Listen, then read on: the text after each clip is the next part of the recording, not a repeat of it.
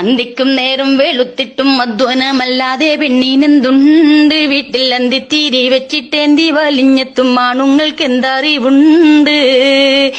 നട്ടല് പൊട്ടും വരപ്പണി ചെയ്താലും കിട്ടൂല നല്ലൊരു വാക്ക്. എന്നും നേരത്തെ ഇസ്തിരി മാറ്റി പുറപ്പെടും ആണുങ്ങൾക്കില്ലൊരു നോക്ക്.